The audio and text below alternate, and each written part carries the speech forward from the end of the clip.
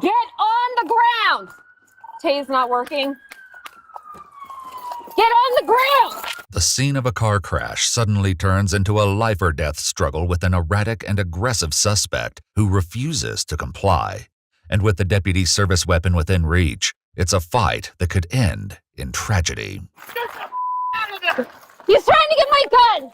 The following report is based on official police records released to date, and most of the footage has never been seen before until now. Please note that all persons charged with a crime are presumed innocent unless and until proven guilty in a court of law. On the afternoon of October 15, 2025, a 911 call comes in about a head-on collision in the middle of the highway in Thurston County, Washington. 911, what are you reporting? An accident on, where am I? Old Pacific. It's at the T. It just happened. I witnessed it from my direction. I don't know if the person lost conscious, some type of medical emergency. Is someone unconscious? I don't know until I get closer. I'm not. Are you able to safely check? Yes. Okay. Yes. Okay. Let me put hazards on. The caller approaches the vehicle that seemingly caused the crash, but she quickly realizes that something is off with the driver, perhaps dangerously so. Yes, he's conscious. Okay. Are there any obvious injuries? He's got a lash to his forehead.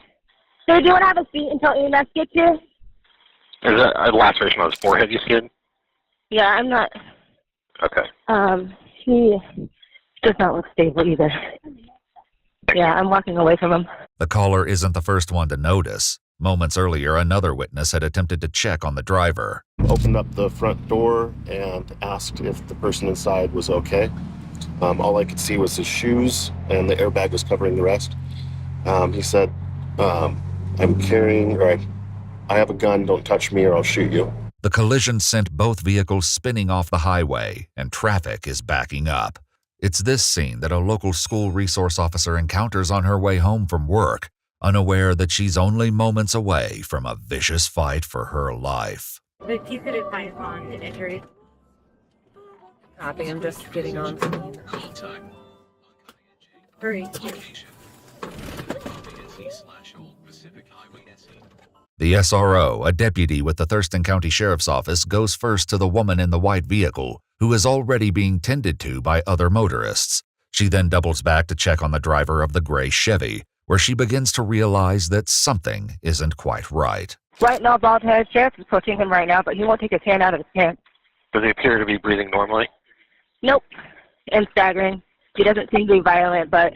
The deputy approaches the man, later identified as 47-year-old Brian Fleming, who is standing in front of his smashed SUV, blood dripping from his head, his hand tucked into his waistband.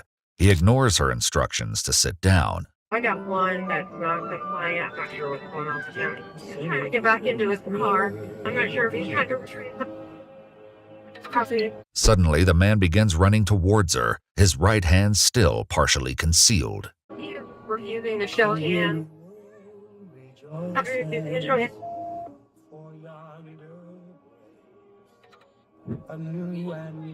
As the deputy draws her taser, her body cam is automatically activated. Be advised, he just charged at me, then just ran back into the car.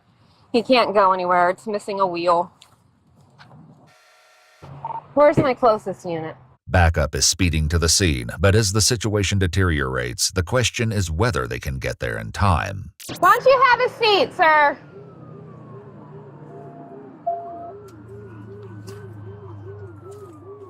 Hey, everything's okay. Just have a seat. Have a seat for me.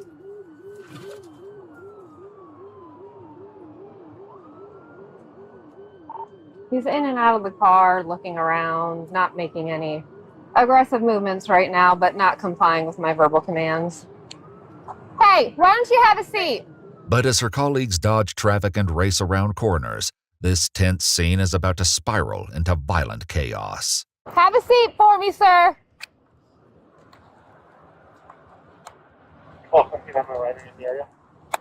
Hey, have a seat. If you approach me, you're going to get tased. Have a seat. You're not going near those people either. Have a seat or you're going to get tased. He's attempting to approach the other car. I'm giving him verbal commands to stop approaching me. He's still approaching. He's going to get tased.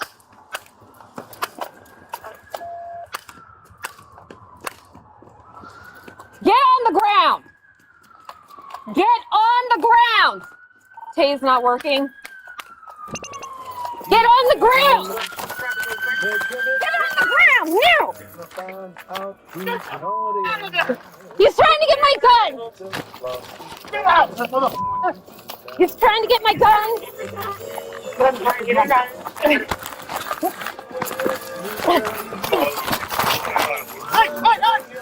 Drop it up and kill you.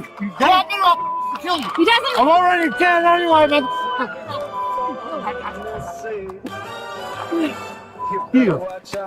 Additional law enforcement, including an off-duty corrections officer, jump in to try and restrain the suspect, and it turns out he's not as impervious to electricity as it seemed. Okay.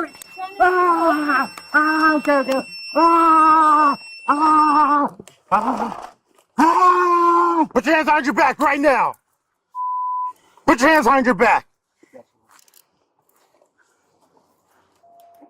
I'm gonna tase you. Put your hands behind your back. Hands behind your back, motherfucker.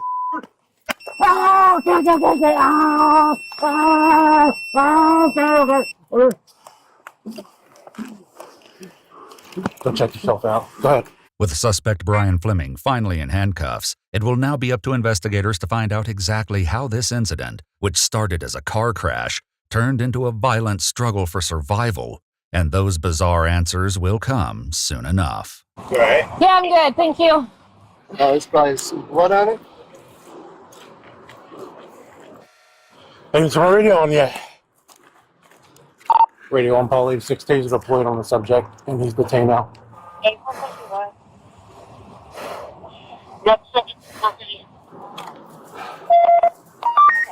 Good afternoon. Hey, buddy. Everyone at the scene is intensely aware of how much worse this could have been. The suspect stands 6'2", 210 pounds, giving him 7 inches on the deputy and outweighing her by 70 pounds. Here. You alright? Yeah, I just didn't want him to get my gun. As the corrections officer later notes, Brian indeed came very close to doing just that. He wasn't complying. He was still trying to get her handgun. So I started impacting the back of his head with the muzzle of my gun, telling him to stop or I was going to have to shoot him. I was fighting for an angle and watching her holster because he was trying to break the retention on her holster. And if the retention broke, I was going to have to shoot. So I was looking for an angle where I could do that safely. It will later come to light that Brian had hidden advantages. In addition to his size, he holds a brown belt in jiu-jitsu. How you doing? Good? Yeah, How you feel? a little bit. Yep. It's all You did fantastic for somebody of that size. Absolutely fantastic. And he's super intoxicated. I can just smell it pouring off of him. I mean, I bet you I hit at least 4 or 5 of my palms hit him. Oh yeah, because I could feel it. I'm sitting there like take him down and everything. I'm like, oh yeah. When another officer finds the deputy's taser, he notes in his report that it was completely empty, meaning all 10 probes had been deployed. When investigators later speak to Brian himself, they get some surprising answers about what happened on the highway today. Was any force used on you by an officer? Yes. Okay. Can you explain what kind of force was used against you? What happened? It's a blank. I don't know. Brian tells investigators that he was diagnosed bipolar at the age of 18, but hasn't been taking the proper medications. Instead, he takes Adderall. Do you think that there's anything you could have done differently in the situation? Yeah. You said, yeah? What's that? I don't know. I mean, yes, I should have done something better.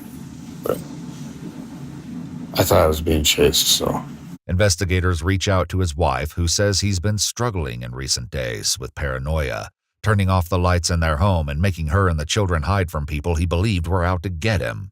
She says he left the house that morning to get eggs and never returned. Do you know if the officer gave you any verbal warnings? Did you hear them yelling at you? Yeah. You said yes. Mm-hmm. Do you remember what they said? I don't. Okay. There's a lot that I don't recall. Okay. I had just started a new medication too. He doesn't specify the medication, but he does admit to drinking 7 bottles of NyQuil that day in an effort to fall asleep. But while that could possibly shed light on the accident, it doesn't quite explain what motivated the incident with law enforcement. He's trying to get my gun! Get out, mother. Brian tells police that his sole reason in reaching for the deputy's weapon was so he could use it on himself. Whether or not that's the whole truth, the deputy is surely fortunate not to find out. Let me take a look. I still want to get my gun. Nope, you did awesome. You're fine.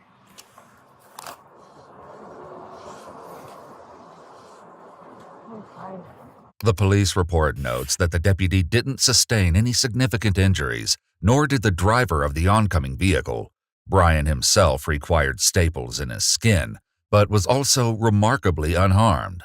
He was charged with third-degree assault, attempted disarming of a law enforcement officer, driving under the influence, reckless driving, obstructing a law enforcement officer, and resisting arrest. He is free on $10,000 bond while his case moves forward. To access more of our content, including extras such as raw footage, actual case files, and unseen details, you can join us on our Patreon. Join and see what you've been missing.